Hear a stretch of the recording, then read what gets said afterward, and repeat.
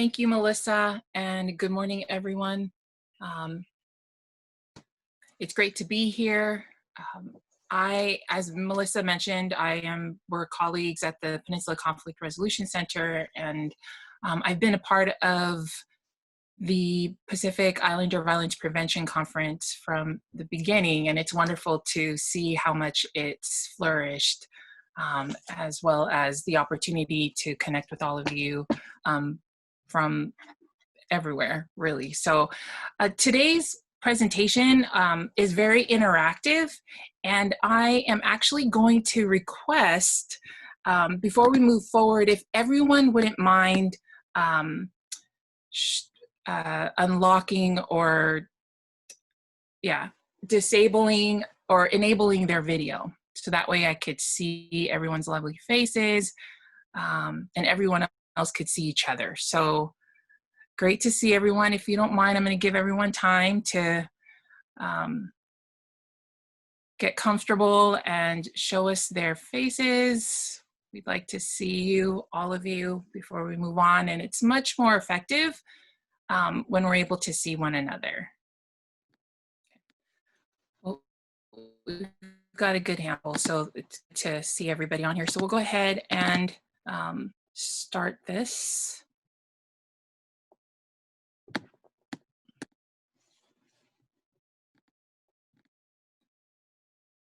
Alrighty, so I want to thank Jake. First and foremost, that was a wonderful foundation and segue into the culture humility training that I'll be covering today. And so, as you all know, I'm with the Peninsula Conflict Resolution Center. We're a nonprofit agency that specializes in communication and dispute resolution, serving all of San Mateo County. It's one of the counties here in the San Francisco Bay Area. We partner with individuals and groups and institutions to empower people to build relationships and reduce violence through collaborative and innovative processes. Our vision is to envision a future where all members of society engage and collaborate to create a strong and vibrant community. And so this is one of those programs and conferences that we, it just falls right into our vision and mission as an agency. Today's agenda, real quickly, I'm just going to briefly review it and go over it with you. I will be covering our learning objectives shortly after this. Then we're going to pivot over to a framing activity where it will require each and every one of you to step out of your comfort zone and to participate with your videos, and we'll be able to hopefully see everyone shortly. From there, we're going to pivot into an introduction of everyone, and then I'm going to jump into what is culture and an introduction to cultural humility, and covering some cultural humility principles and skills. And we're going to also incorporate some implicit biases in there. It's something that we're going to be talking a little bit about during our framing activity. And then I'll summarize, open it up for any questions, and we'll just do a quick little closing activity, which will be our evaluation. Okay, so any questions, concerns about what we're going to be doing together? Okay, all righty. And so moving along, our learning objectives for our culture humility training is to learn the practice of culture humility and apply it in your daily interactions, whether it be on a personal or professional setting. Secondly, is to identify your implicit biases and how they affect your interactions and communication with others, as well as to enhance your skills in working across different cultures and diverse groups. We do have some agreements, and this is something that we incorporate into all of our trainings at PCRC. I'm sure many of you are familiar with what group agreements are. And so I'm going to ask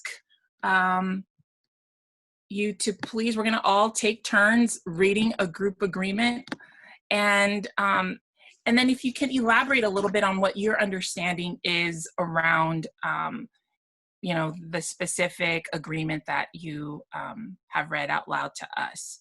Okay, and so if I can get a volunteer to read for us the very first agreement, that would be awesome. Any volunteers?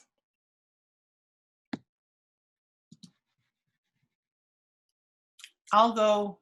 Thank you, Melissa. Listen as if the speaker is wise, listen to understand. And I think that this is really just to be able to be present and,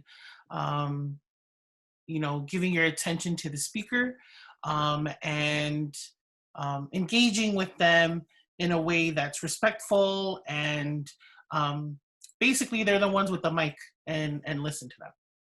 Great, thank you. The next one, could I have a volunteer read our next agreement? I can. Thank you. Practice I statements when speaking. Okay.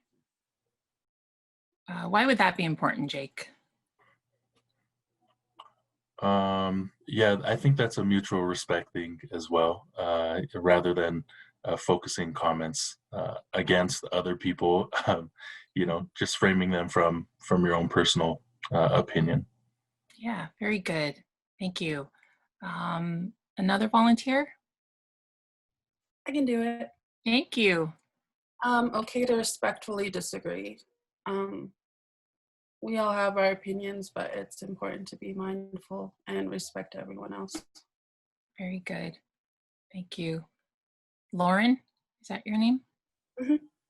Great. Thanks, Lauren. Welcome. Next person? Volunteer to read our next agreement. I told you it was going to be interactive. Anna, I'm going to pick on you.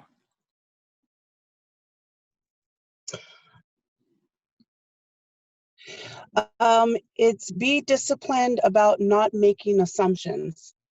Okay.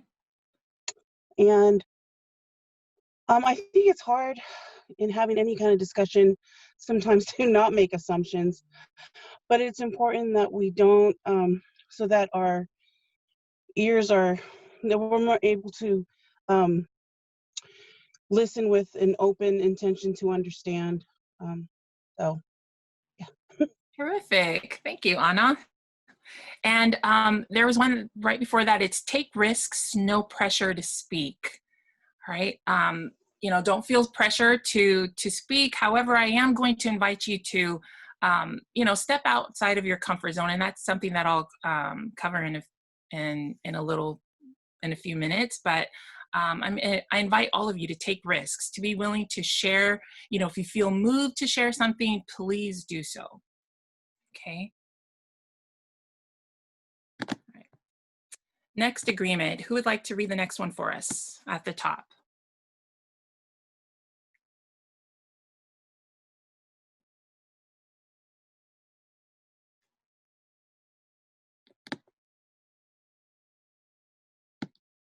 I thought I saw Gaynor. Well, it says no blaming, no shaming. Yeah. What's your understanding of that? Well, my understanding is that we don't point fingers, and we don't make people feel bad about whatever decision they're taking, or how they might feel about something. That's what I gather. Absolutely. There's no judgment here, right? And that everyone is, you know, comes from different walks of life and has different lived experiences. And so we're here to learn from one another and you know, and not shame one another. Terrific. The next one is confidentiality if stories are shared. And basically, you know, some of you will be moved to share your own personal experiences. And we ask that those personal experiences, if we could please honor confidentiality and keep those stories here in this dialogue. However, any concepts or principles or skill sets that you learned today, any knowledge, feel free to share that out. Okay. The next one, could somebody read that for us?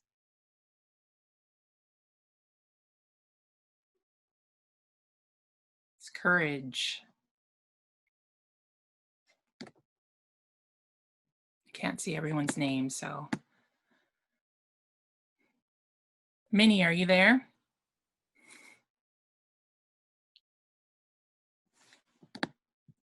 No? I can go again. It's Melissa.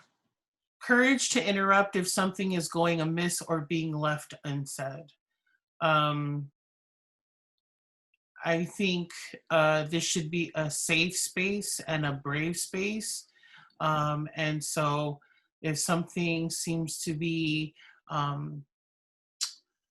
the conversation might be getting difficult or feelings might start to arise, that we acknowledge it. And, you know, if something is, you know, if there's a pink elephant in the room, that we know it's something important to mention, that we should have that surfaced. Great, thank you, Melissa. The next one, you can read that for us. Voices, thoughts, ideas, experiences, welcome. Thank you. What is your understanding of that? I think that if you have an open mind to explore thoughts and ideas of others, that you can learn from somebody, and that to give that person's personal experience, you may learn from that as well. So that's my thoughts. Great, thank you. The next one.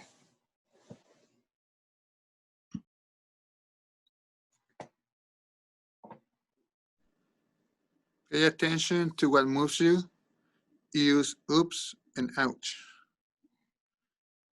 Well, I think to me it sounds like taking responsibility, right? I think also, I mean, admitting when you're wrong, or being comfortable with saying, you know, I made a mistake, and this is how I'm trying to solve it, or this is how I'm planning to solve it. Yeah, I think that's what it means to me. Yeah, very good. And, you know, and we're all imperfect beings. And so, you know, we're all learning and growing together. And sometimes we will find ourselves, you know, saying things or doing things that, you know, are, you know, that may impact someone else in such a way that was not our intention. And so, you know, it's important for us to, you know, recognize that, and to, you know, take care of ourselves, and to recognize, you know what, we're imperfect, and to take accountability and responsibility for what we've said or done. Okay. The expectations for today is, you know, just please listen and learn, participate, be present, and to be attentive to oneself and others. Pay close attention to what moves you. Pay close attention to, you know, if you're triggered by some of the, you know, the topics that we're going to be sharing today. Share what you can.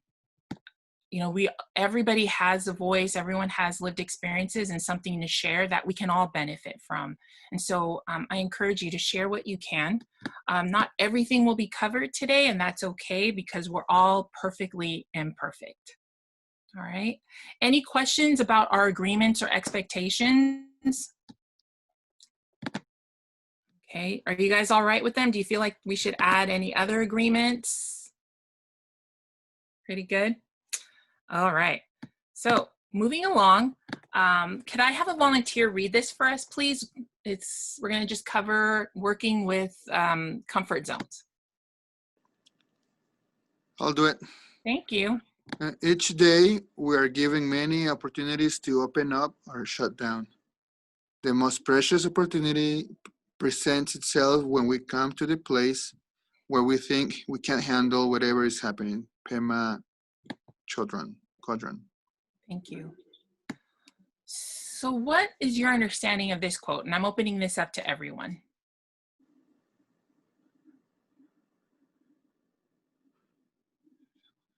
What is your understanding of this quote?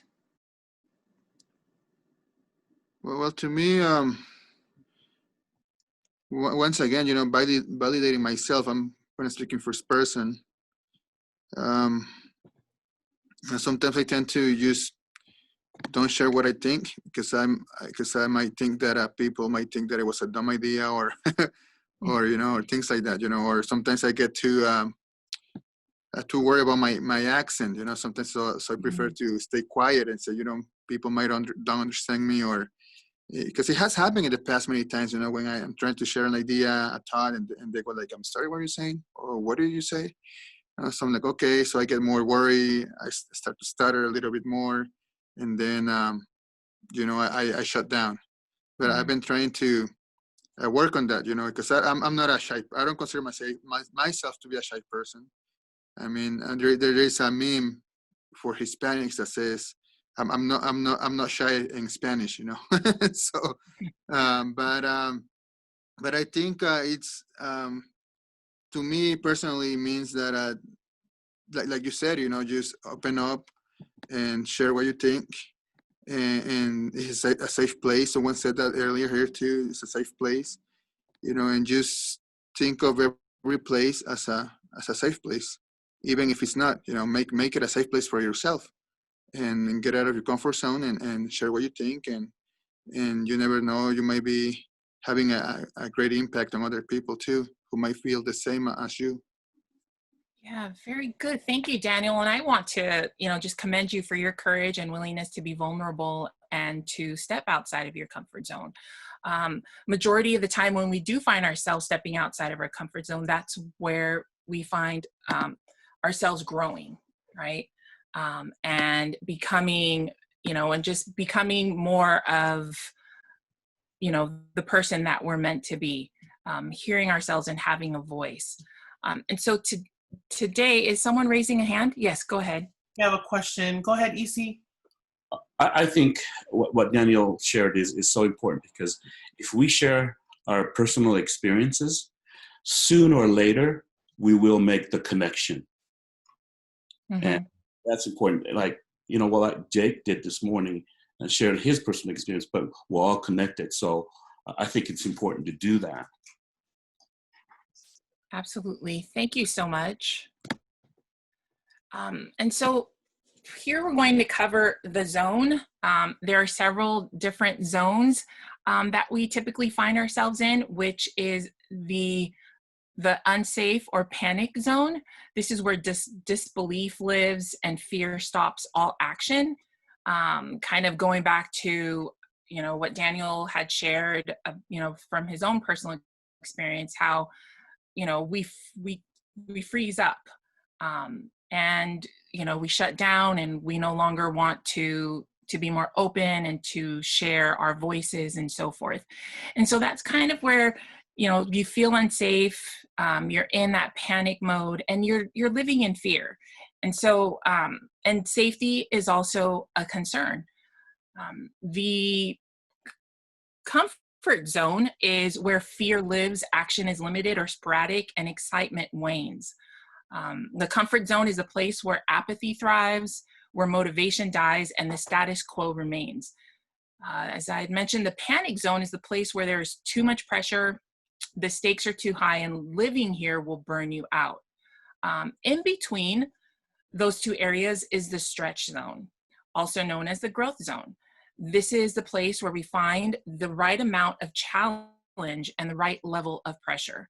This is where we should monitor our goals and make sure we carry out an ambitious view on where we set our goals. It's also where excitement lives, action takes place, and fear dissipates. And so today, during our time together, I am going to invite you to stay with me in the growth zone, in the stretch zone. You may feel uncomfortable even to share out your experiences, or to let alone share your video and allow us to see your beautiful faces. I want you to know that this is a safe space. In no way am I going to take you into the unsafe zone. And I would hope that we stay in the growth zone and not find ourselves in the comfort zone.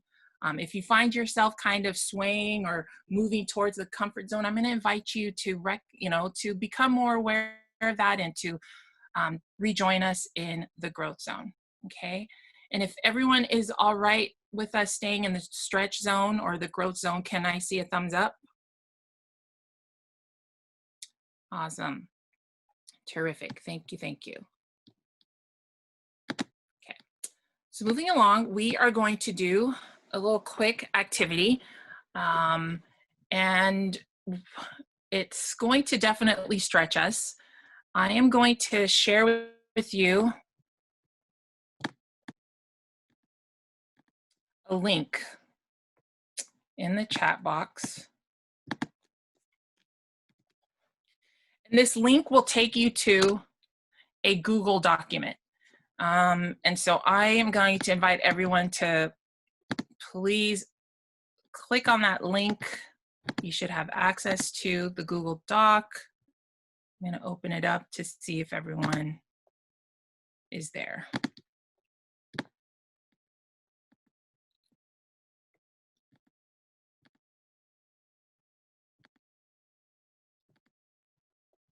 Terrific. I'm seeing folks entering.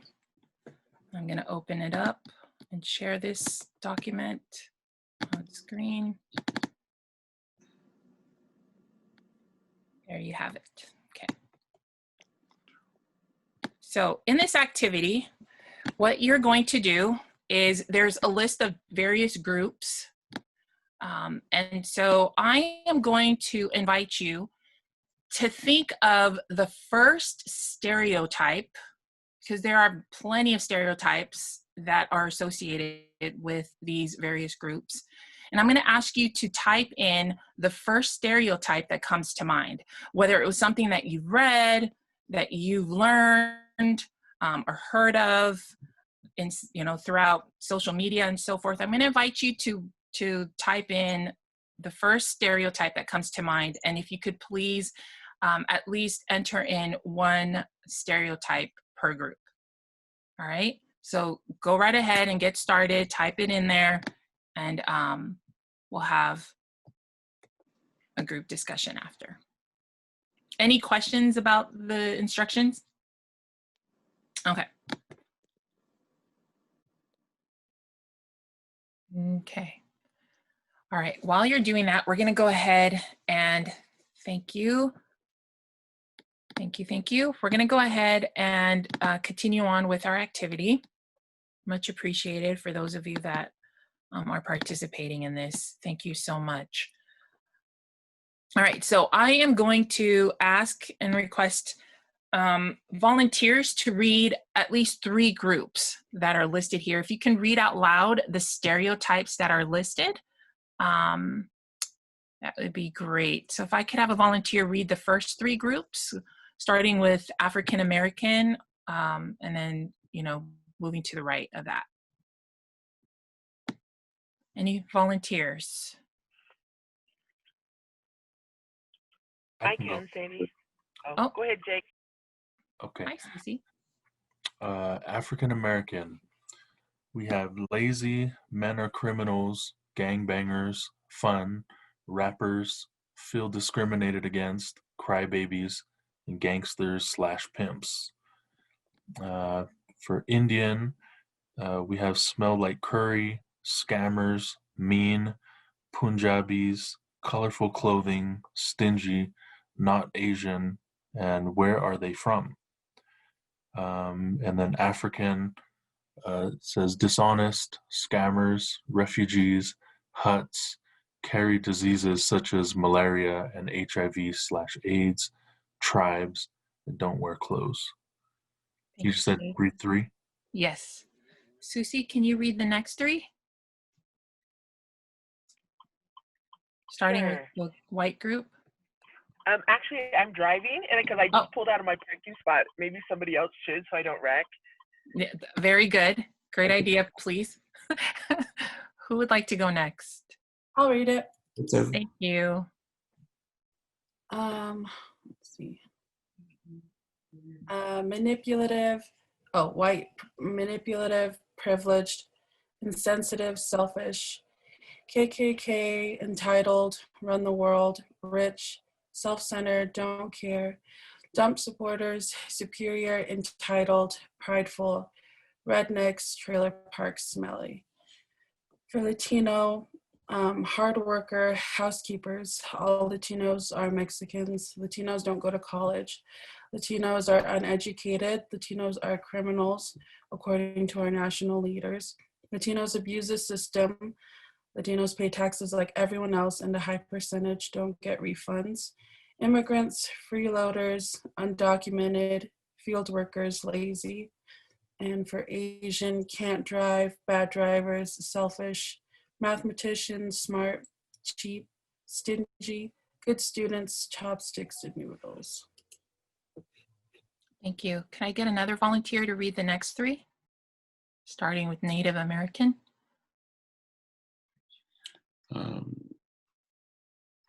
You want me to do it? Sure. Thank you. Can't drive, bad drivers. Oh, we're at Which one are we on? Native American. Oh, sorry. Alcoholics, freeloaders, lazy, fry bread, powwows. Can you? And Oh, yeah. hate America, terrorist, doesn't like the West, 9/11. And Middle Eastern? You want to keep going? Yeah, if you can just read Middle Eastern. Muslim, 9/11, stingy with money. And terrorist. Thank you. Can someone have a volunteer read the next three, starting at non-English speaking? Got him. FOB, what does that mean, FOB? Fresh off the boat. Oh, have no idea. An American, interesting, foreign, on culture. How about witnesses or witness, joy hackers, extremists, liars of faith, the watchtower. Why as in why be a part of a non-dominant religion? Dishonest, Muslim, terrorist, birds beat their wives, multiple wives. Thank you. Next three, can someone read that first, starting at Christian, the group Christian? I can do it. This is Janet. Christians, white Jesus, homophobia, better than everyone else. Judgmental, real Christians, better than anyone else. Jewels, sorry. Stingy, greedy, power hungry, business, dreidels. I don't know what is dreidels, but Scientology, only the rich, eccentric, cult, crazy celebrities. Thank you. Yeah. Thank you, Janet. Can I have a volunteer read the next three, starting with the group Hindu, elderly, and Medicaid? I can read it. Thank you. So Hindu is a blue character from The Simpsons. Cows, same as Indians. Elderly, useless, liability, history, non-productive, easy target, and then Medicaid, draining from the system. Thank you. Another volunteer to read men, women, and LGBTQ.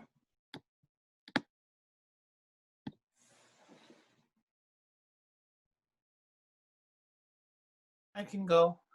Men, all men are dogs, domineering, liars, violent, necessary, dominant. Women, weak, emotional, household worker, drama queens, beautiful. LGBTQ, sinners, fun, sisters, flamboyant. Thank you. And the next three, starting at Pacific Islanders. I can go again. Thank you, Daniel. Violent, lazy, obese, fun, talented, intimidating, fat, stupid, eat pisupo all the time, homeless, all are addicts, drugs, alcohol, freeloaders, trauma, lazy, black, all are criminals, aggressive, dumb, lazy. It's beautiful. Thank you. And then there's down at the bottom, there's more Oh for yeah. Pacific Well, Islander. oh yeah. So eat pea soup all the time. Coconuts. I love coconuts. Green bananas. All construction workers, football players, caregivers, Hawaii or Samoan. Great. Thank you, everyone. I really appreciate your participation. And so I'm going to ask those of you that read out loud, how was that for you? For those of you that read the stereotypes aloud. Uncomfortable. Uncomfortable, yeah. Sorry. Okay. Uncomfortable? I feel like I want to apologize, for reading all that. So, yeah. Thank you. Anyone else? It feels like disrespectful that community. It feels bad. Yeah. Yeah. Thank you. Anyone else that read? How was it for you to type in the stereotypes?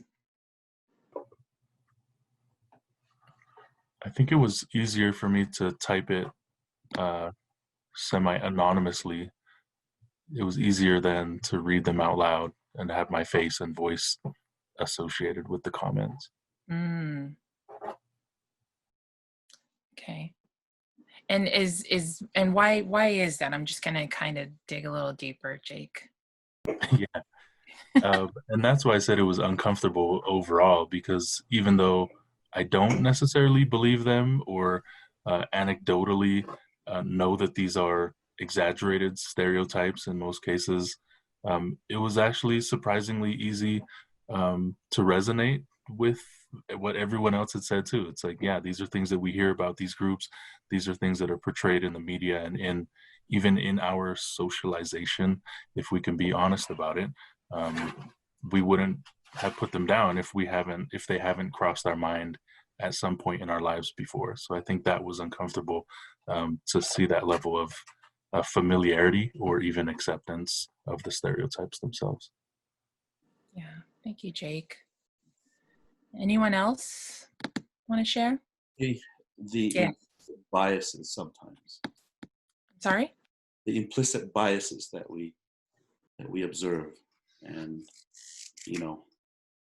we put those things in there, but recognize that those are implicit biases about people. People and individuals, right? Real people. Thank you.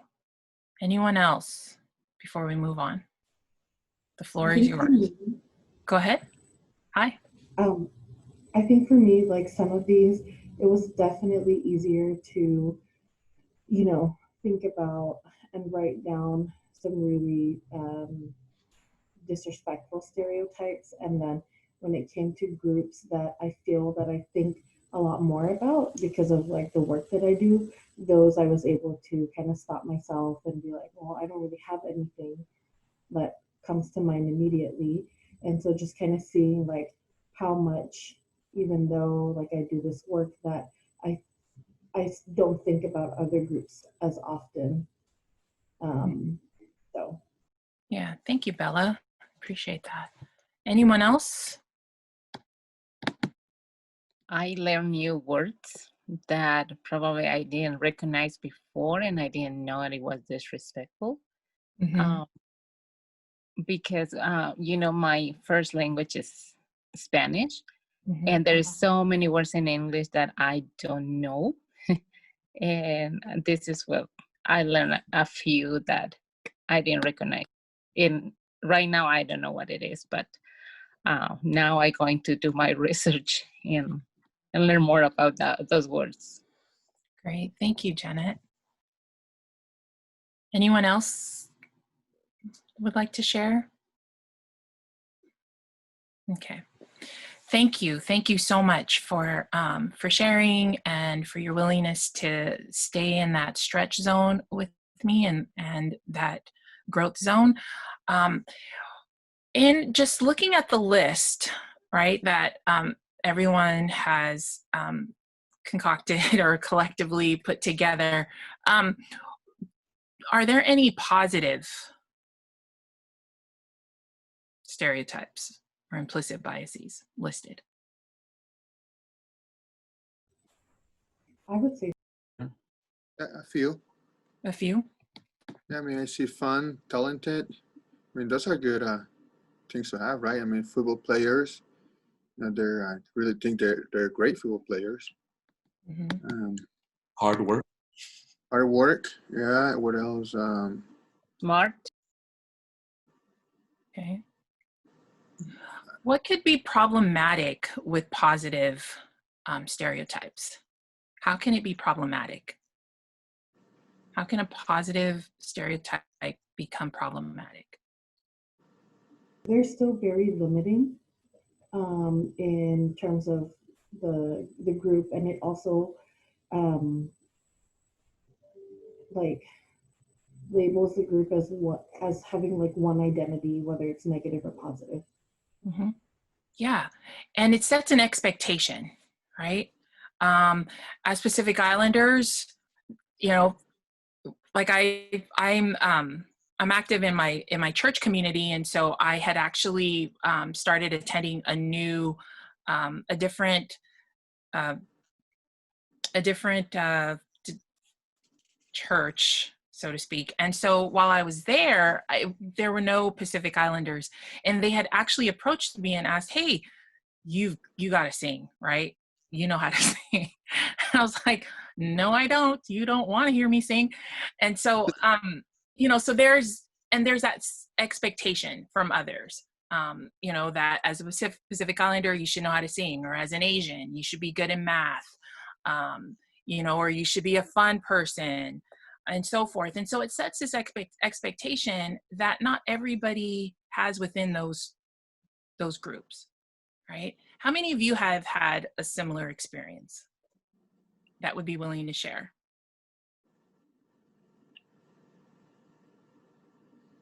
I can share.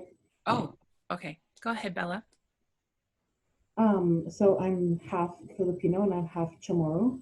And so like with my Chamorro side, if I don't know how to make like XYZ Filipino dishes, then it's like, what kind of Filipino are you? And then on my like Filipino side, because I don't speak Chamorro fluently, then it's like, well, what kind of Chamorro are you? So it's like you're labeled by these one things. Either in my community, if you're Filipino, you know how to cook all these things and you're a good cook. And then for Chamorros, it's you know how to speak the language fluently. Mm-hmm. Thank you, Bella. It's a great example. Anybody else? I think Gaynor was going to share, or anyone else? Go ahead, Gaynor. Good morning. Can you guys hear me? Yes.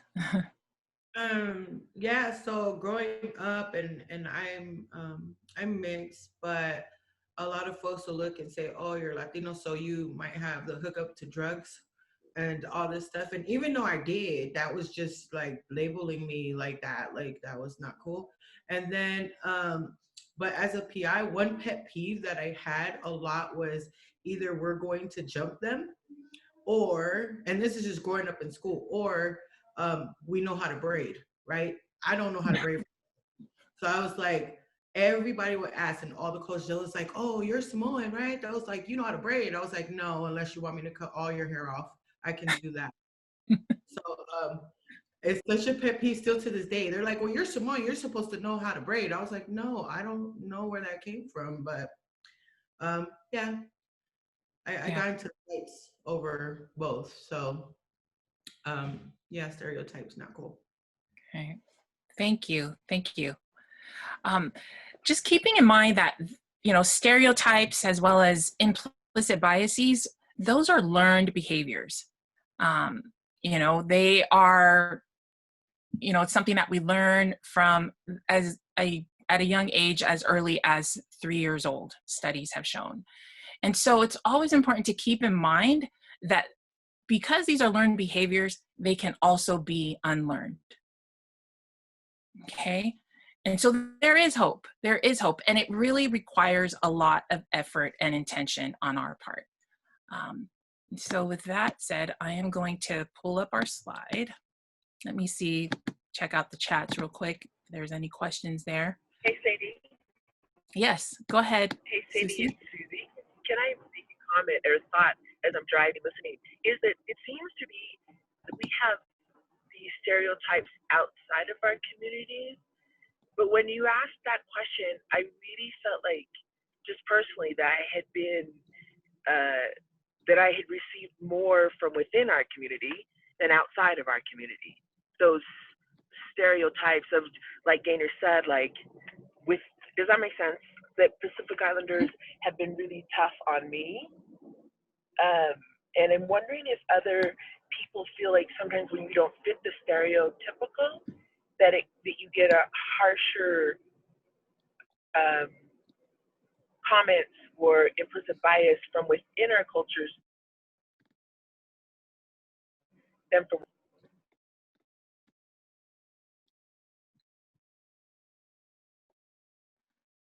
Sorry, Susie, you're breaking up.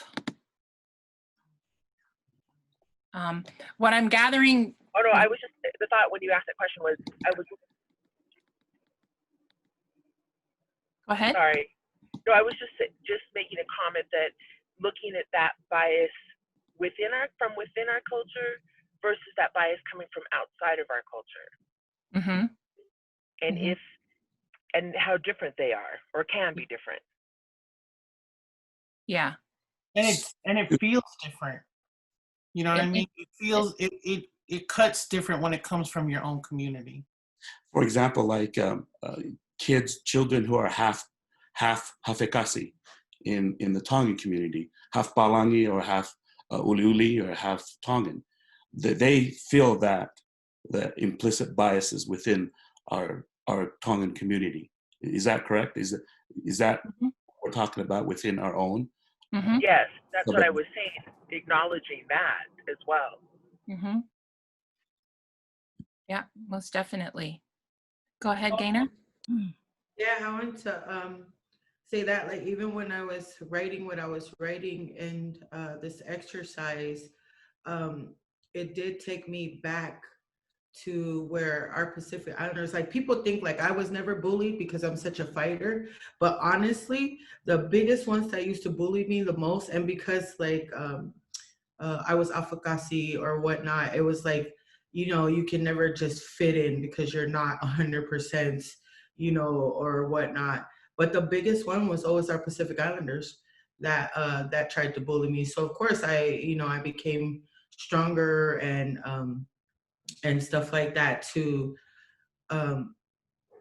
try to cover the actual pain. It was crazy because growing up diversely and being born here, it's like I didn't trip off with nobody. If you're cool, I'm cool.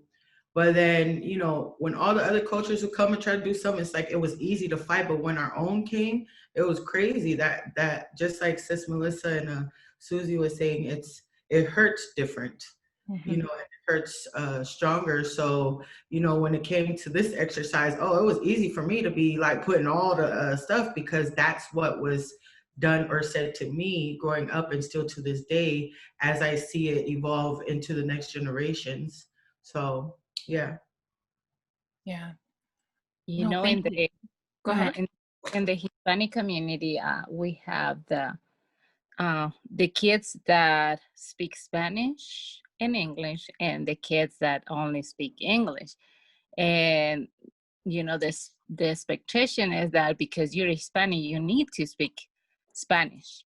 But there is a lot of kids that they don't speak Spanish, and like you were saying, the kids that born here, they are not fully accepted in the culture, but they are not fully accepted over there, and they are not fully accepted over here. Like they are in the middle, like in the limbo, and they suffer discrimination within the community, within the same community, and that is very sad for the kid.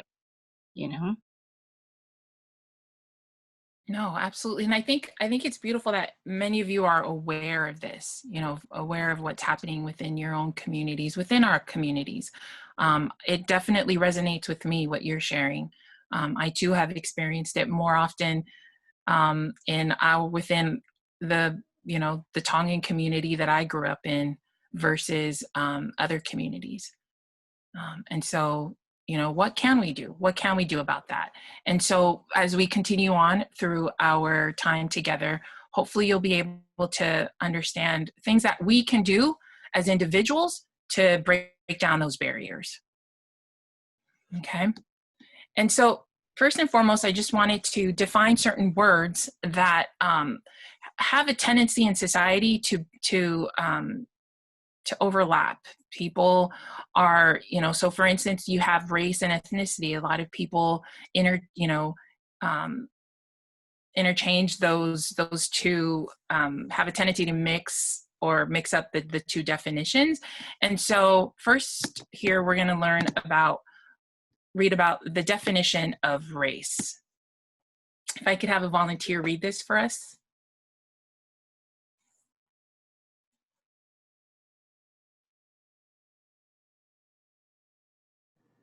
Says race, term commonly used to refer to major subdivisions of the human family, distinguished by form of hair, color of skin and eyes, stature, bodily proportions, etc. Biology. Yeah, thank you. Next one is ethnicity. Could I have a volunteer read that for us? Yeah, ethnicity, a group of people with a large society having a real or accepted common ancestry, memories of a shared historical past, and a culture focus on one or more symbolic element, which help to define them as a people, culture. Very good. Thank you for reading that. Next one is stereotype.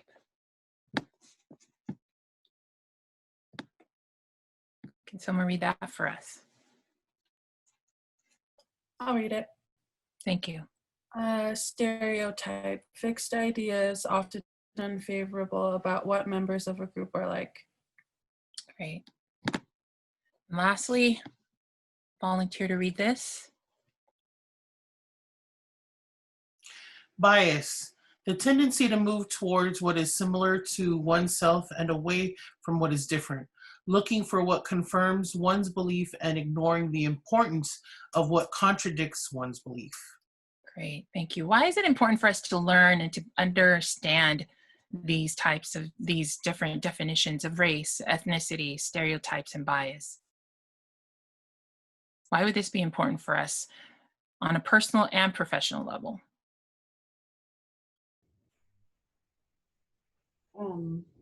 These things all impact the way that we relate to the people around us.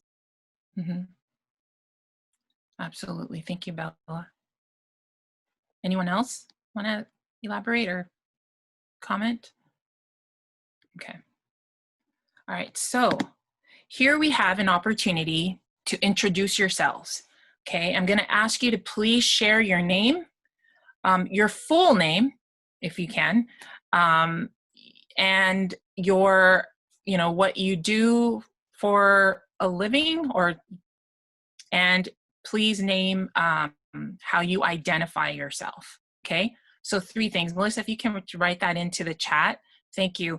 So your full name, how you identify yourself, and your role in the community, or your role at your job. All right. Any questions about what we're going to be doing? So everyone will have an opportunity to introduce yourselves. Okay, thanks, Melissa. So do I have a volunteer for someone to go first? Someone courageous? Well, I don't think I'm courageous, but I'll go first. Okay, thanks, Daniel. Okay, let's see. Let me go to the chat so I can see. So Oh, never mind. Where did you type the questions? It's in the chat. It's Oh. your full name. If you can just share your full name, Okay. how you identify yourself, and what is, and how, you know, what's What I your, do, right. yeah. Okay. It's full name. Well, I have 4 names. I'm Hispanic. So first name is Juan. Middle name is Daniel. My first last name is Hernandez. My second last name is Moreno. I identify myself. I'm assuming you're referring to ethnicity or gender or all that. However way. However way. Oh, I identify as a male, Hispanic, and from Mexico originally. And what I do for a living, I'm a victim advocate for South Salt Lake PD. So I help victims of violent crimes, you know, any type of violent crimes, and that's what I do for a living.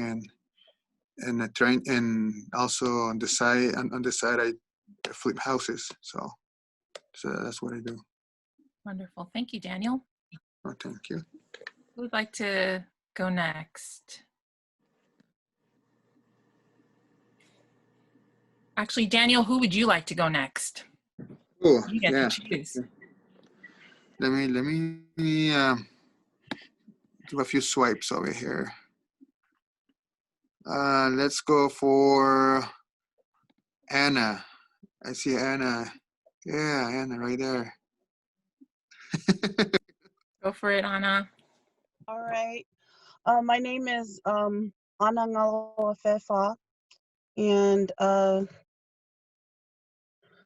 full Tongan, born here in America and raised in America. I live in the Bay Area, and currently I just joined PCRC to help them with some of their Pacific Islander initiatives and their Youth for Change program. This is all new. I'm just excited. I'm tuning in, listening to you all, and thank you. That's it. So do I call on someone else? Yes, you do. Yay, let's see. Swipe. Lauren Ulungia. Hi. So I'm Lauren Hanule Mitainga To'omalatai Ulunia. First gen, originally from Kahuku, Hawaii, but I live in Salt Lake City, Utah now. I'm the social media coordinator for PICTAR, and I direct the Utah Pacific Island film series.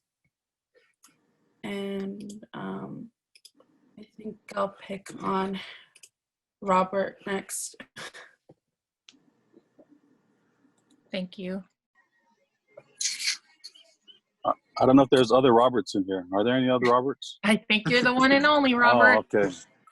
So my name is, my full name is Robert Lloyd Max Tuilupe.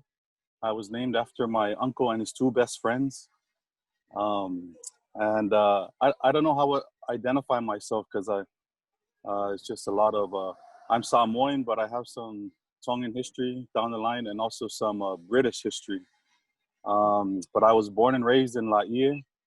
And then high school we moved to Utah, did my college years in Utah, and then married and moved back here to American Samoa. So my parents are from here, my wife is from here, and we've been here since 2006.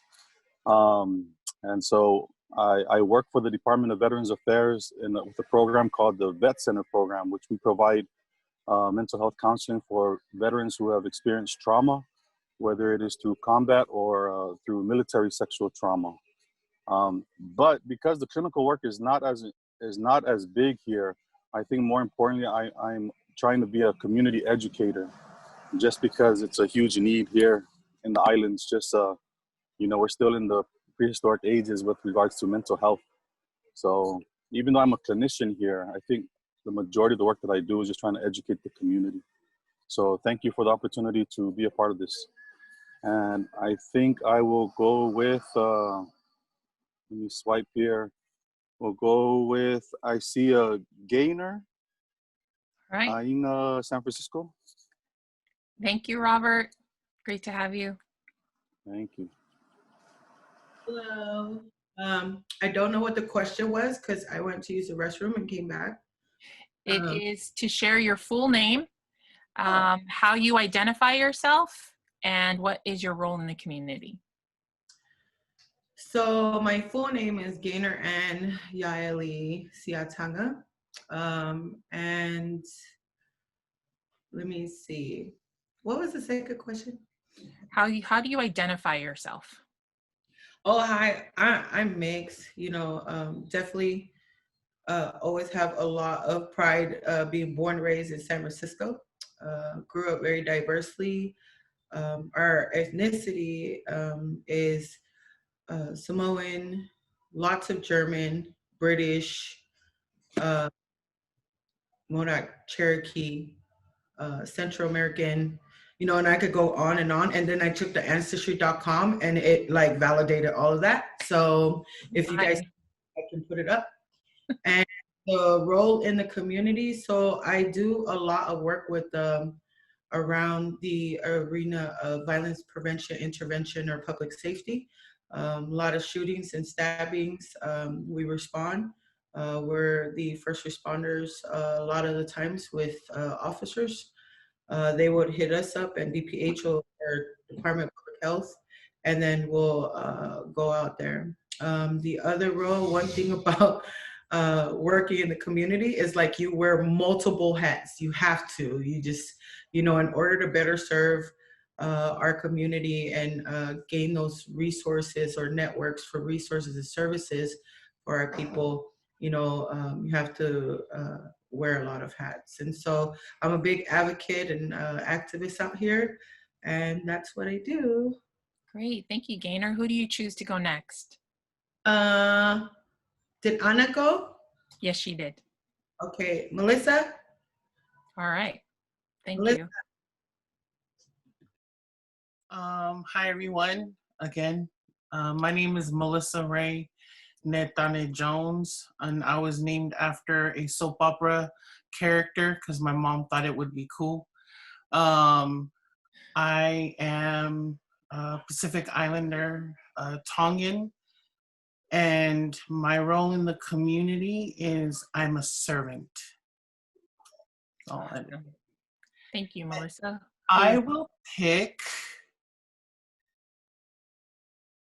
Susie. All right, Susie. Hi, I'm Susie Felch Malohifo, and I guess I should say my original name when born was Susie Saipalesi Vaitai Bloomfield. And I am Tongan American, and I am a transracial adoptee. And in the community, I would say I'm a helper. That's me. Great, thank you. Who would you like to go next, Susie? Let's see here.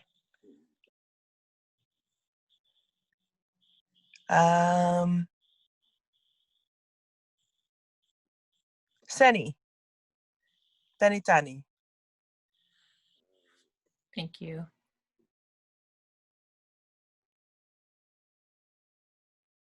Seini?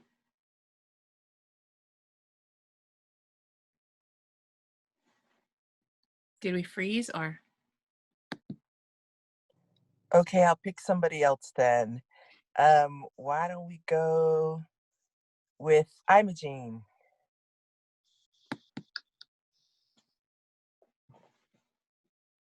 I have to unmute myself. Okay, I'm Imogene. Gosh, I'm a social worker at the University of Utah, and my name, Imogene Elizabeth, comes from, well, my middle name's Elizabeth, but my name comes from my mom and dad's side of the family. My first name, Imogene, is from my great aunt, and she died when she was an infant at 9 months. So my dad wanted me named after her.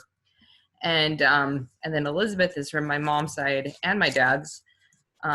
It's my relative on my dad, and then my mom, she was a pioneer, Elizabeth Ann Whitney. And so I come from, I guess identify as Caucasian. It's always hard to be like, I'm white, non-Hispanic, whatever. I hate being put in a box, but I come from a lot of European descent, German descent, and Scottish and some other, a little bit of, I think, Irish descent, a little. So that's me. Thank you, Emma Jean. Who would you like to go next?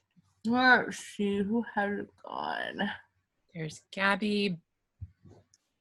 Yeah, Gabby. Oh. Hi, Gabby. We can't hear you. Oh, we still can't hear you, Gabby. Can you hear me? There now? you go. Okay. Yes. My name is Gabriela Saile Hall, but it used to be Hernandez de Alba because I'm a woman, Hispanic, a Mexican immigrant, and soon to be American or nationalized American. And I'm a social worker. I'm a victim assistance coordinator in the Children Justice Center, and that's what I do for my job. Thank you so much. Who would you like to go next? All right, I will choose Bella. Okay.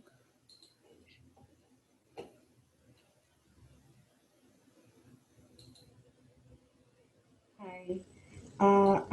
My full name is Lavelle Gonzalez Borja, but I go by Bella. I am, sorry, I'm looking for what else are we supposed to do? I'm a volunteer coordinator and victim services advocate for a domestic and sexual violence program here in Salem, Oregon. I'm Filipino Chamorro, go by she, her, and I'm a first-gen immigrant. Great. Thank you, Bella. There's Lauren. There's Louise, Minnie, Ayuko, EC. I'll go with Louise. I'm sorry? Louise? I'll go, yeah. Okay. Louise, Minnie? Are you there? No? Okay, we'll go with EC. Oh, okay. Sorry, I was enjoying everyone's background. I'm Isileli Tupo Tausinga. Born and raised in Tonga. Migrated to the United States when I was 12 years old. Let's see, I'm a retired law enforcement officer.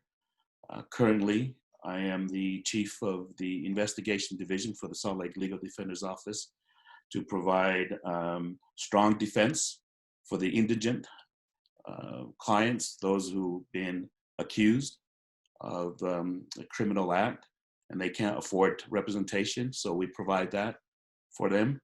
Many of them are our people, and so that's it. Thanks. Okay. I will. Okay, I will. Let me see. How about is Kalili Havea there? Okay. Yep. Go ahead. Thank you, President. My name is Kalili Havea. Raised in Tonga, moved over here, came to school, and whole family's over here as well. I guess identify myself as so I've had over 15 years working in the juvenile justice system here in Utah. Recently moved from that career to academic counselor here at UVU. And so I do get a lot of work with a lot of youth, especially when they talked about earlier about identity, who they are. One thing that's helped me in the past to help us, I guess our teenagers that grow up here in the US is when they identify themselves, they always ask me, which side am I? I always tell them I'm a child of God. And that's just because when you're grounded in your faith, you know your identity is above. You got to know yourself first before you can move forward. And that brings to let them know everything else, your ethnic background here on this earthly life is secondary. And so if they can connect to a higher being, they can definitely move forward. My role in the community, I've been with the youth for all these years, just working with them in our system. On our side here at Utah County, we've seen a decrease of our youth in the system. And they come on the first phase, they don't get deep into lockdown, secured, and then into the adult system. Mainly a lot of our activities here in Utah County in the past 10, 15 years have been focused on the youth from a church point of view, a community point of view, just coaching our youth in rugby and volleyball. And so, yeah, now my role is an academic counselor and helping our students coming through that phase. Definitely a good learning experience for me. Thank you, Seini. Well, thank you, Khalili. I don't know who's next, but you can choose someone on there on that screen. And so. Okay, thank you. Who would like to go next? Put it out that way. Any volunteers?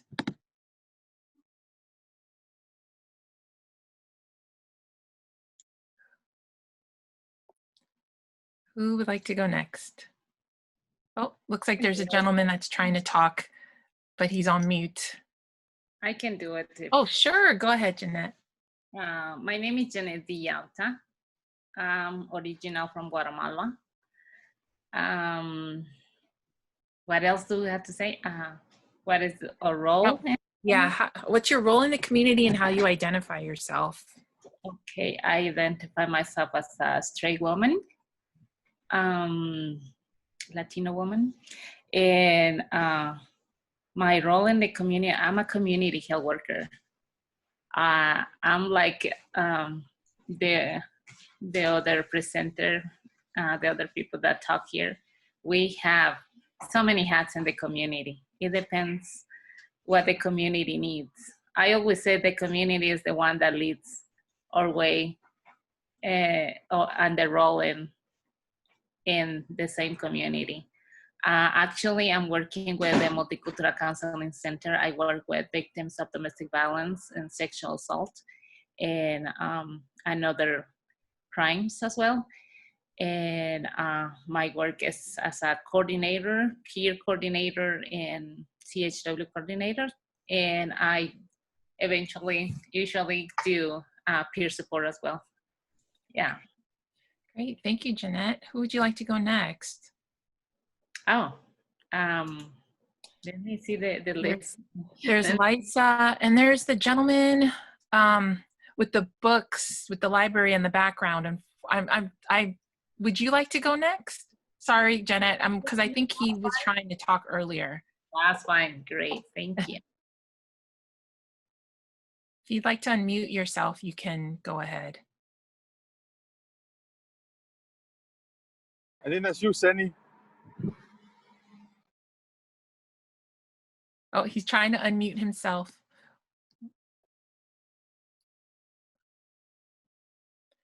It's okay, Sunny. We can come back to you. We'll come back to you. How about Sharon?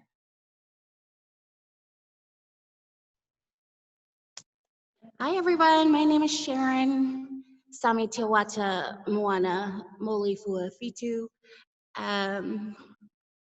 Sami Tiwata is a title given to my dad's family. Moana was just, I think, my mom liking the color. I'm Samoan Hawaiian. My role, I do micro lending for the Pacific Island Business Alliance. So if any of you businesses are looking for micro lending, contact me. Yeah, that's it. Great. Jackie, go ahead. Jackie? Oh, you're not on? Just kidding. She's listening, but she's not logged in. Okay, I don't know who else hasn't gone yet, so. We can go back to Seini. And I just want to, remind everyone, just looking at the time, if we can just keep it brief moving forward. Seini, are you able to? Okay, how about anybody else? Is there anyone else that we may have missed? Ayuku? You want to give everyone a chance to introduce themselves? Yeah, thank you. Oh, yeah. Yakwe, and hello to everyone. My name is Ayuko Mon. I am from the Marshall Islands. I was born and raised over there, moved to Dubuque, Iowa in 2010. I am an advocate at Monsoon. We serve victims and survivors of domestic violence, sexual assaults, and human trafficking of Asians and Pacific Islanders community across Iowa. Wonderful. Thank you so much, Ayuku. And I think we haven't heard from Galaxy A20 or Semi. I don't know if he's able to, Seini, if he's able to get in. Oh, there you go. Hi, welcome. Would you like to introduce yourself? Is that me? Can you guys hear me? Yes, we can hear you. Oh, okay. Sorry. I didn't know my name said Galaxy A20. I'll change that. My name's Lacey Skips Hola. I am Samoan, and I just did my DNA test, so I'm like a ton of stuff, like 10 different things, but majority is Samoan and Scottish, Sweden. But I have 6 kids, and so I usually serve like where my kids are. 5 of them are boys. So I've been primary president, rugby coach, tutor. We help a lot with the underserved communities. We live in Rose Park, grew up in Rose Park, Glendale area. But yeah, mostly with the youth, just because that's kind of where I am. A lot of important stuff to me, but it's easier to do when like kids are my life right now. So that's where I help. Thank you so much. Is there anybody else that we haven't heard from that would like to introduce themselves? Michelle Vilches would like to introduce herself. Oh, hello, Michelle. Would you like to go ahead, Michelle? Good morning. Good morning, everyone. My name is Michelle Vilches, and I have the distinct pleasure of serving on staff with the Peninsula Conflict Resolution Center. Seini, are there particular questions that were asked? Yes, if you can just share with us how you identify yourself and what your role is in the community, and that's it. Thank you. So I identify as Latina, or Mico, if you want to say. And my parents are Mexican, and I am the daughter of Alejandro Serna Najar and Virginia Cordova de Perez. And I live in the Bay Area in east part of Menlo Park, where my husband and I, Alejandro Vilches, and I raise our 4 children. Alejandro Cuauhtemoc, Isaías, Alina, Susana, Adrian, Daniel, and Alessandra Michelle. So those are all of our kids. So just really feel like there's huge love that I have for the Pacific Islander community in particular, especially in the last, I would say the last 16 years in particular. I've had just the distinct pleasure of serving alongside and being in service to. So there is a strong solidarity I feel personally. And it's just such a pleasure to be here this morning, and forgive me for being late as I had other meetings this morning. Thank you, Seini. Thank you, Michelle. Nessie, are you on? Are you able to unmute yourself?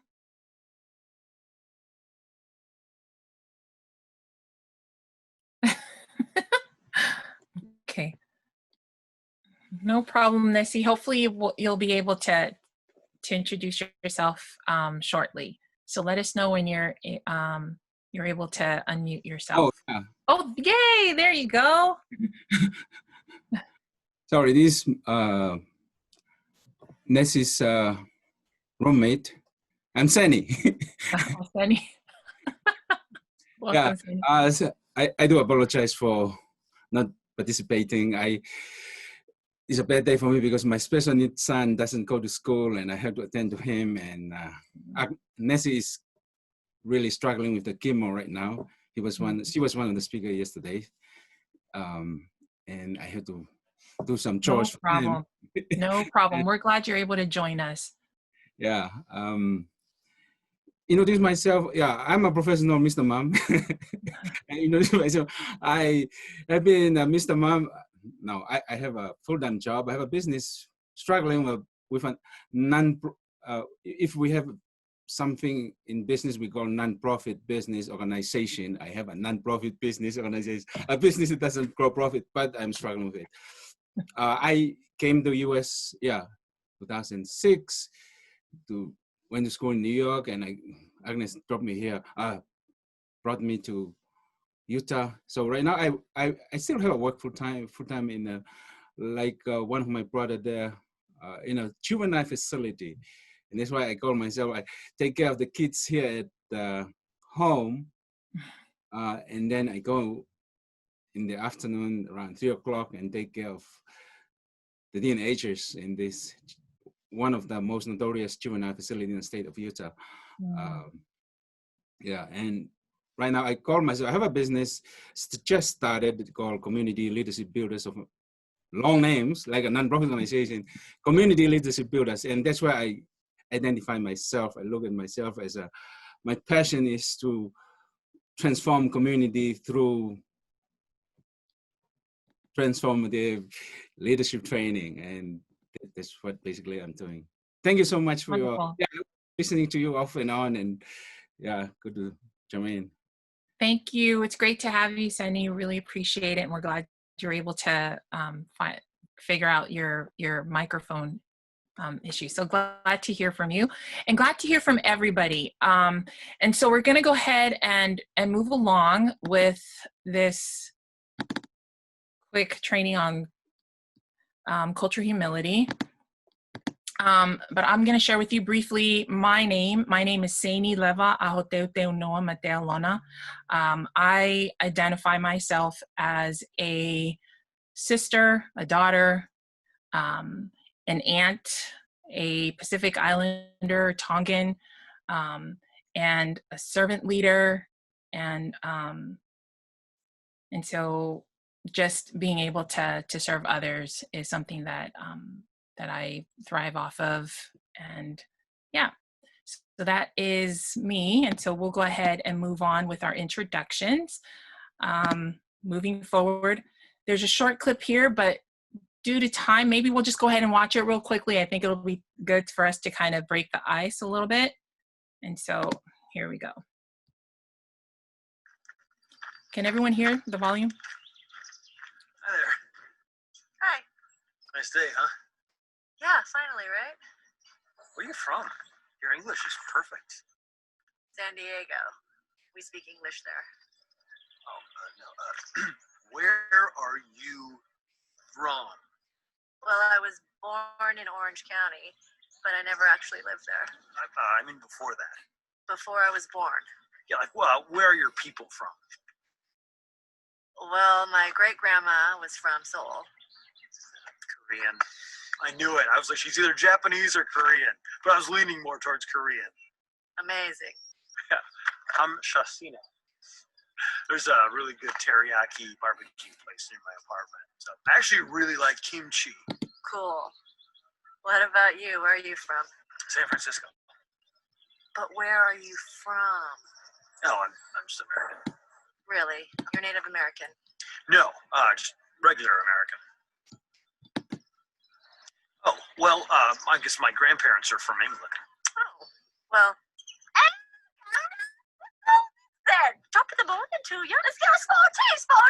Double, toil and trouble! On the gift, beware Jack the Ripper! Bloody hell! Pip, pip, cheerio!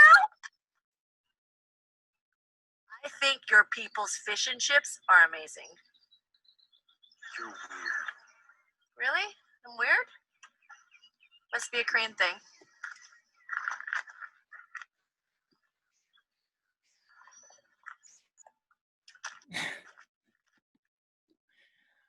Okay, any reactions to that video?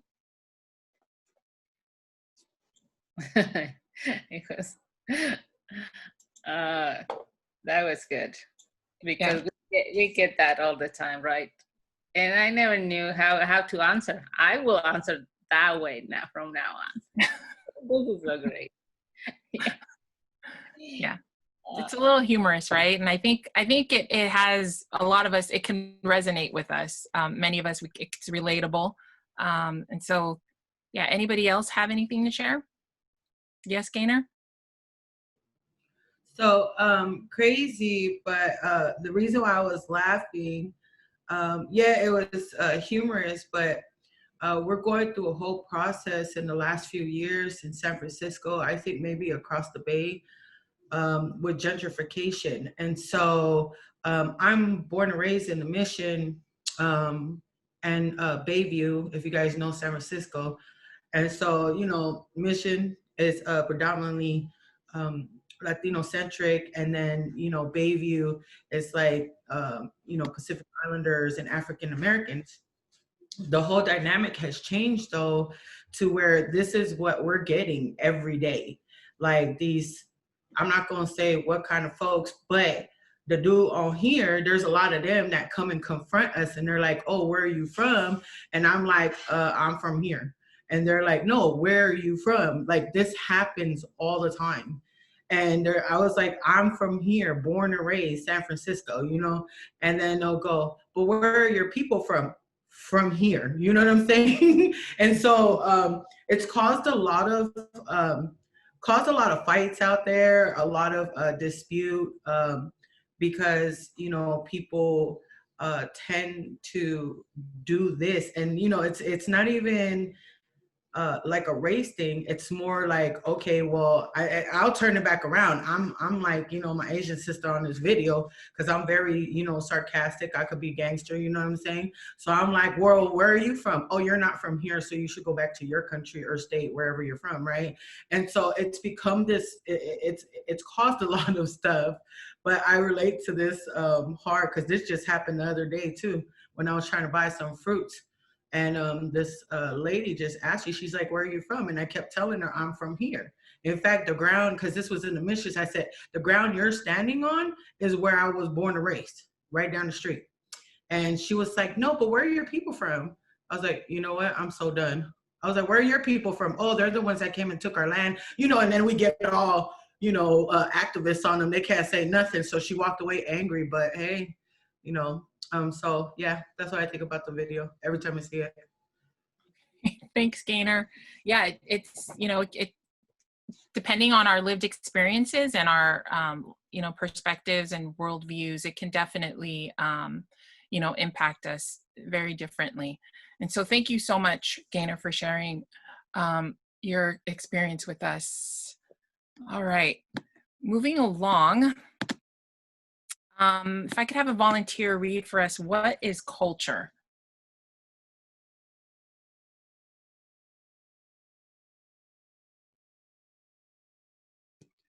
Other than Dan. I can. Go ahead, Robert. Okay. Oh, okay. I think if I'm looking at this right, it says culture is a society style. Its way of living, its way of living and dying. It embraces the erotic and the culinary arts, dancing and burial. I don't know. Is that it? No, Am there's I missing more. something? Yeah. Okay. Sorry, my screen is okay. I see. So let me start over. Culture is a society style, its way of living and dying. It embraces the erotic and the culinary arts, dancing and burial, courtesy and curses, work and leisure, rituals and festival, punishments and rewards, dealing with the dead and the ghosts who people are dreams, attitudes towards women, children, old people and strangers, enemies and allies, eternity and the present, the here and the now and the beyond. Thank you. Thank you for sharing that. Octavio Paz was the original, he originally wrote this in Spanish, and then it was translated into English, and it may not fully capture the original meaning. However, Octavio Paz was referring to civilization, though we believe this is applicable to what we mean and how we talk about culture, certainly in the United States. And so I just want to pose a question. Let's see here. How does this, what do you think? Does this capture or articulate culture?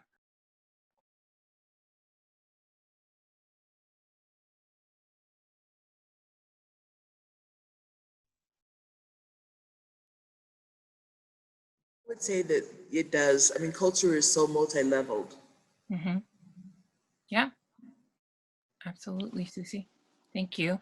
Anyone else? Yeah, I think for me, because I think it does capture a lot, but I think sometimes it can be because culture is so diverse. So the way I usually try to look at culture is just a culmination of the principles, the practices, and the beliefs. Yeah. So I think I see that all in here.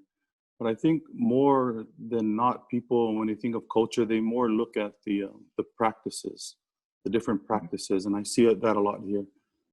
Just the descriptions are, when you ask somebody about their culture, usually they'll describe it by the practices, and so, but rarely do we talk about the cultural principles. I think a lot of times that gets lost in the weeds. Yeah. Thank you, Robert, for pointing that out. Did someone else have a comment? I guess when it comes to generalizing, I think it does a good description of it.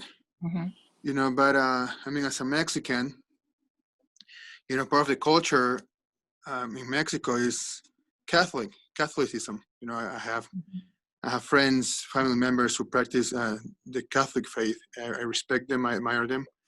But when they said all Mexicans are Catholic, that's part of the culture. I'm Mexican, but that's not my culture. It's not part of my culture. Yeah. I belong to the Church of Jesus Christ of Latter-day Saints. And they asked me, why? You're Mexican. You're supposed to be Catholic. I'm like, well, no. Well, but also when, so you're Mexican. So you're Mexican, so you like tequila. I don't drink. I don't drink alcohol, any alcoholic drinks. You don't drink Tecate, you don't drink Dos Equis. I'm not sorry, man, and they asked me, what type of Mexican are you? So I guess when it comes to generalizing, I think it does a great job actually. But then we have to be careful also, because we have subcultures within cultures, right? And I think generally speaking, yes, I identify with Mexican culture, Day of the Dead, of course, and the piñatas and the big fiestas, whatnot, but the dances, but when it comes to specific things that most people think all Mexicans do or should belong to, then probably not, Once again, Catholic being one of the examples and tequila being the other. All right, thank you, Daniel. And so here you have, we have the academic definition of culture. Can someone read this for us? Culture refers to integrated patterns of human behavior that include the language, thoughts, communications, actions, customs, beliefs, values, and institutions of racial and ethnic, religious, or social groups. Great, thank you. And so just, in comparison with the other definition, Octavio Paz, this kind of helps us to understand that there's many dimensions of culture and the fluidity of culture. And so culture is multifaceted, just kind of touching on what Susie and Daniel had mentioned. It's often changing and it incorporates contradictory elements. Some folks, we look at culture as, race, ethnicity, based on our class, family relations, our age, military experience, immigration, and nationality. Right? And exploring culture. We have shared systems of values and beliefs. You know, also keeping in mind that something that Daniel had touched on, that there are subcultures, you know, and it's really based on, it's ever changing, it's expressed in views and attitudes, and, you know, and just keeping in mind that the culture of, there's different cultures. There's the culture of medicine, the culture of helpers, the culture of mental health, incarceration, the culture of individual organizations, you know, within the organizations that you associate with. What is the lens view, or the world lens view that you see the world through? You know, that's something that that you want to might want to ask yourself. How do you view the world, and how does that impact your interaction and you know, with others from different cultural backgrounds? Let's see here. Example of cultural groups. Religious. This is something that Melissa had mentioned in the chat. Our age and physical ability, gender and sexual orientation, our educational background, the geographic. We sometimes associate ourselves, like, just kind of gonna pinpoint and pick on Gaynor. Gaynor, you know, associates herself with geographically where she's from, as well as many of you, you know, as where you originated from. There's certain examples of cultures that's formed by social circumstances, whether, you know, someone is homeless or previously incarcerated. Special interest groups such as sports and art. An example of that is here in the Bay Area. We have several different sports organizations, such as the San Francisco Giants, and in football we used to have the Raiders and the 49ers, and there's definitely a culture in itself. You know, there's the East Bay and you know, and our side, and the San Francisco side of the Bay, and there's definitely a different culture when it comes to sports and art. Socioeconomically. Okay. So any other examples of cultural groups that I might be missing?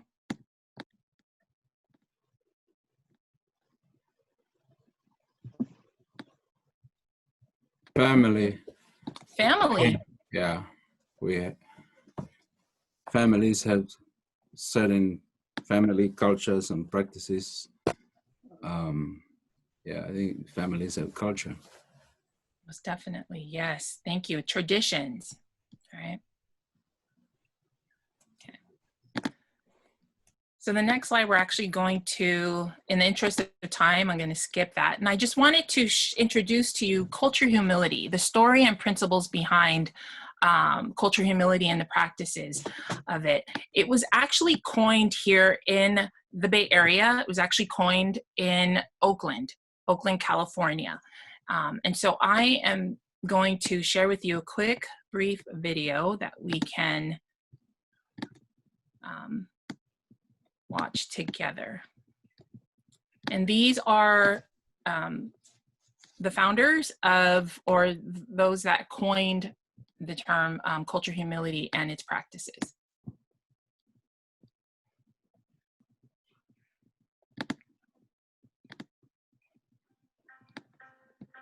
One word to describe cultural humility for me is love, actually. If I had to encapsulate cultural humility, or the whole concepts of cultural humility, it doesn't do it justice, but the word that I think of it is essence. Escuchar. Being. You. Opening. Receive. Compassion. Love. The principles of cultural humility offer one more framework to contribute to what has got to be our ultimate goal. Yes, our ultimate goal is that there will be a sense of equity, a sense of equality, and a kind of respect that we are driving forward.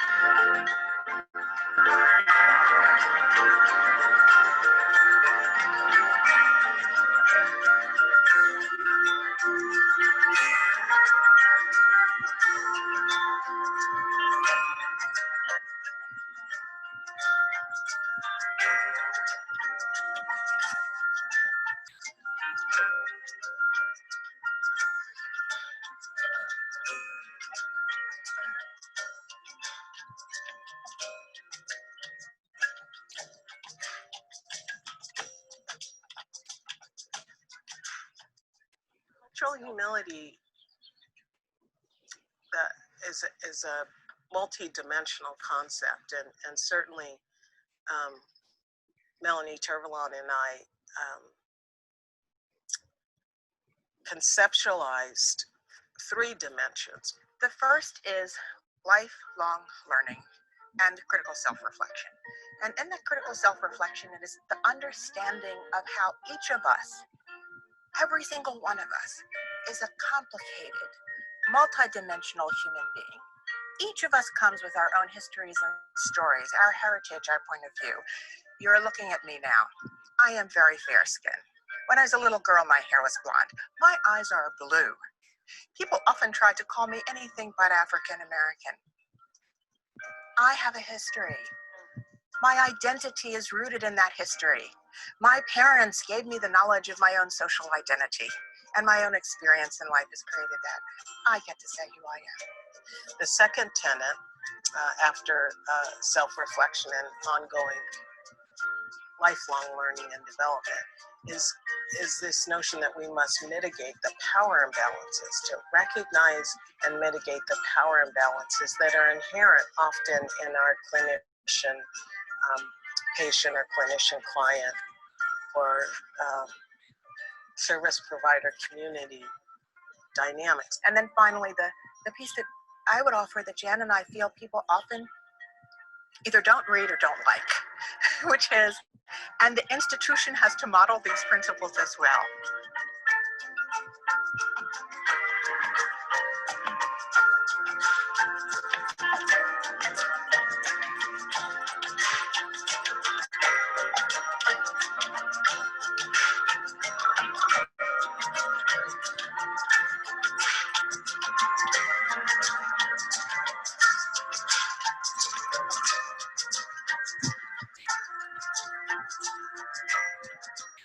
An African-American nurse is caring for a middle-aged Latino woman several hours after the patient had undergone surgery.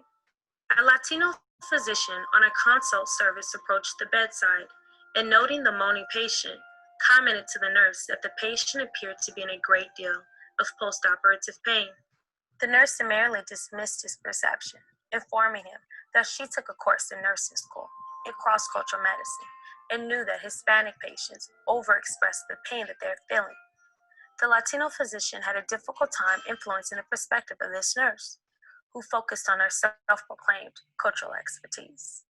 It was curious to this Latino physician who, first of all, was Latino, not like all, in his case, not like all Mexican Americans know everything there is to know about Mexican American patients. That wasn't it, but he might have been a resource for that African American nurse in that moment that she didn't feel like she needed, again, because she had bought into this notion of competence, of cultural competence. The distinction between cultural humility and cultural competence was that we were in a process and a relationship that had many other layers to it, and that we were less comfortable with with even the term of competence, in a way that I think people understand well, and that it implies, especially for people who are providers and are trained in academia, that you are then all-knowing and all-powerful.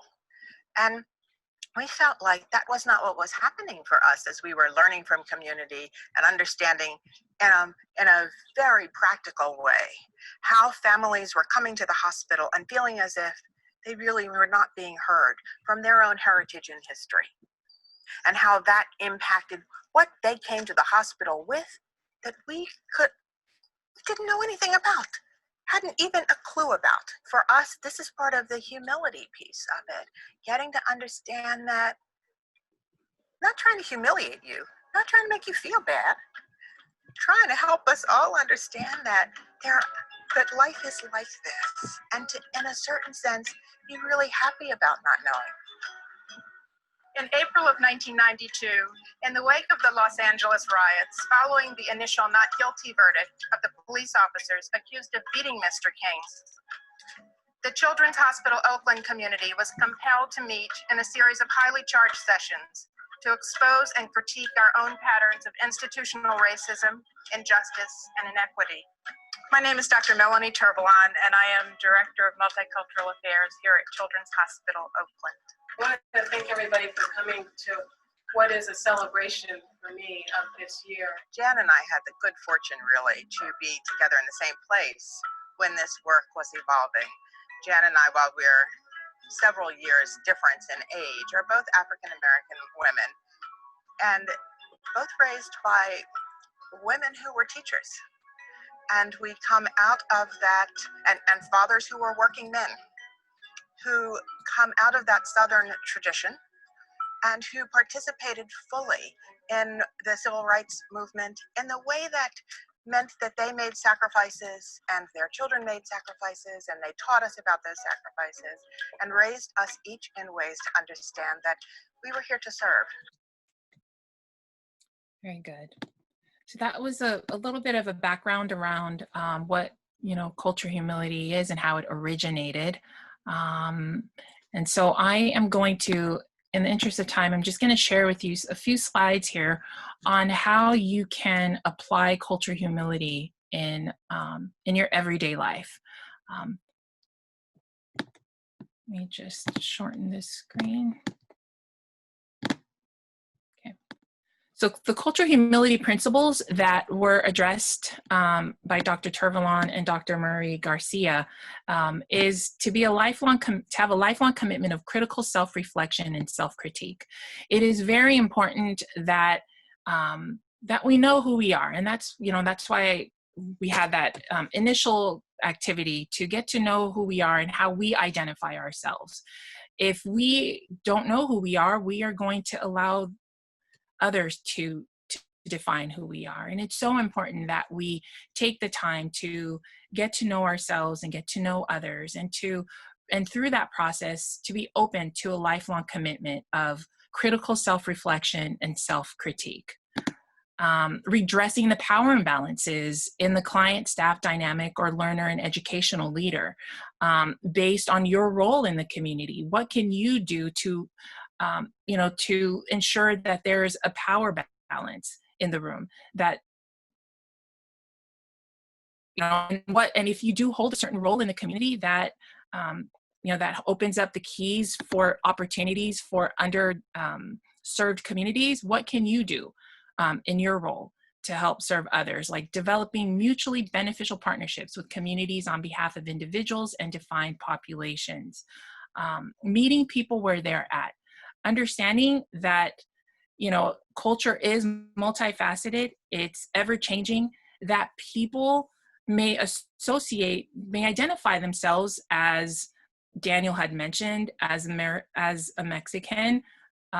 However, he doesn't necessarily associate himself with, as religiously, he is affiliated with a different religion, not necessarily the Catholic religion.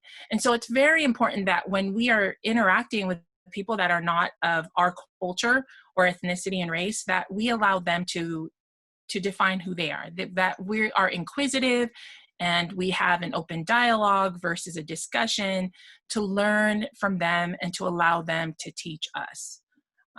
And to do our best to ensure that there is a power balance in the room and during that dialogue.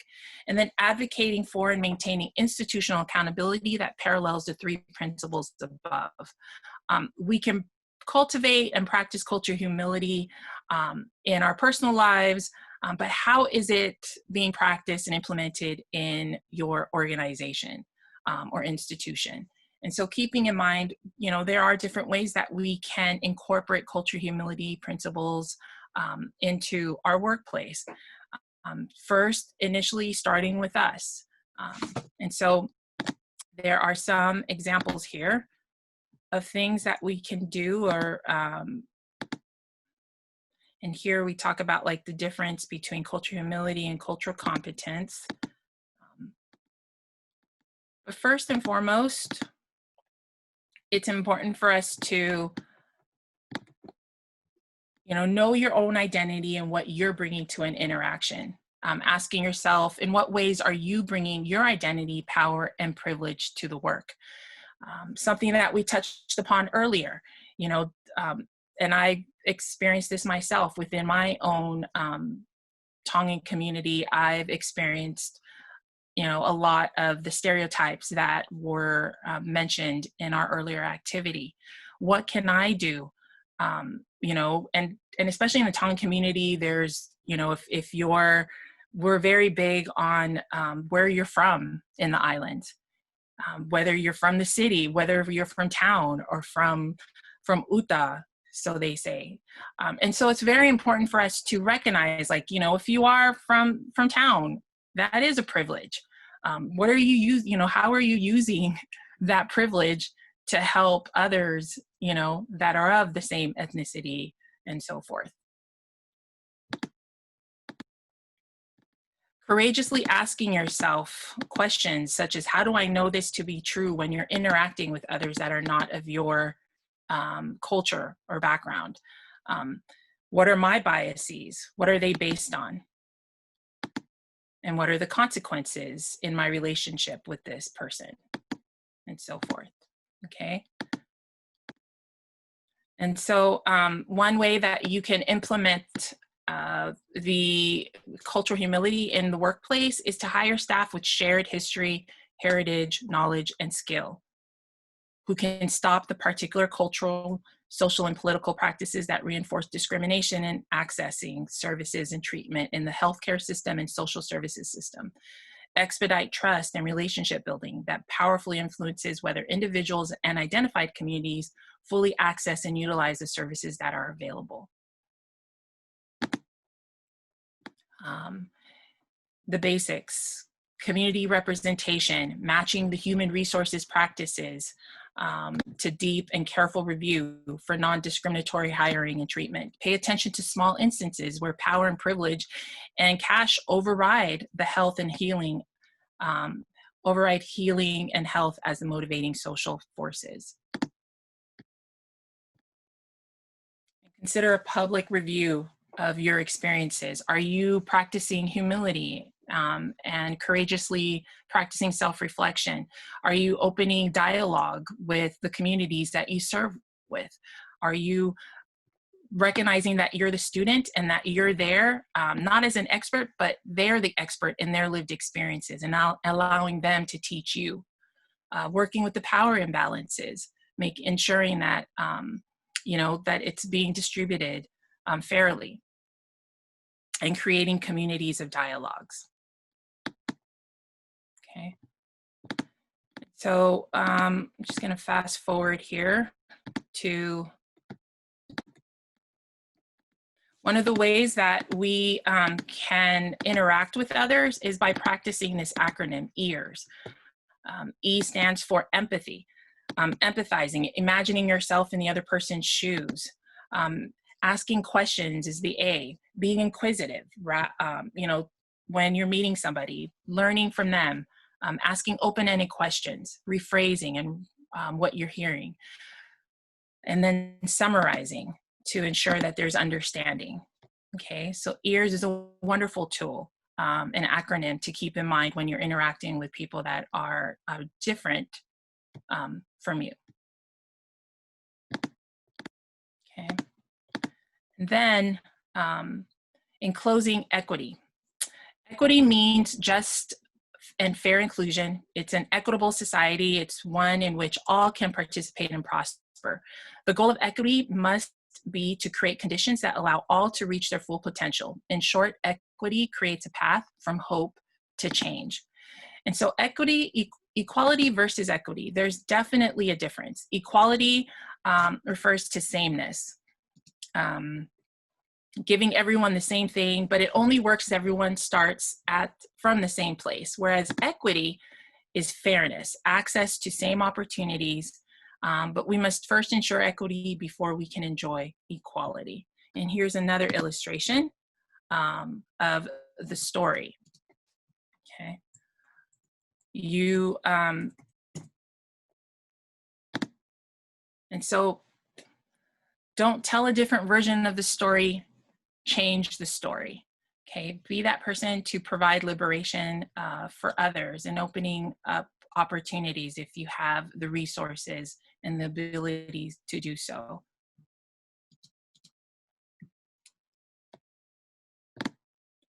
And ultimately, it starts with me, it starts with you when it comes to practicing and incorporating cultural humility into your personal life as well as in your profession.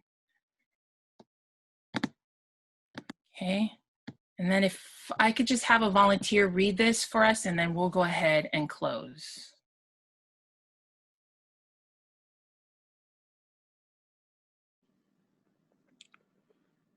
The transformation of silence into language and action. We can learn to work and speak when we are afraid in the same way we have learned to work and speak when we are tired. For we have been socialized to respect fear more than our own needs for language and definition. And while we wait for that final luxury of fearlessness, the weight of that silence will choke us. The fact that we are here and that I speak these words is an attempt to break the silence and bridge some of those differences between us. For it is not difference which immobilizes us, but silence. And there are so many silences to be broken. Wow. Okay. It's powerful. Thank you. Yeah. Thank you, Daniel. Audre Lorde was an activist and a feminist back in the 60s and 70s, and so this was part of her work. Any questions? I'm sorry we had to rush through that because I wanted to honor our time, and I thought it was important, as I had mentioned earlier during our expectations and agreements, that we weren't going to be able to cover everything today. And if it was meant for us to sit in that space of talking about our backgrounds and what we do in the community and how we identify ourselves, I think that was necessary. Any questions? All right.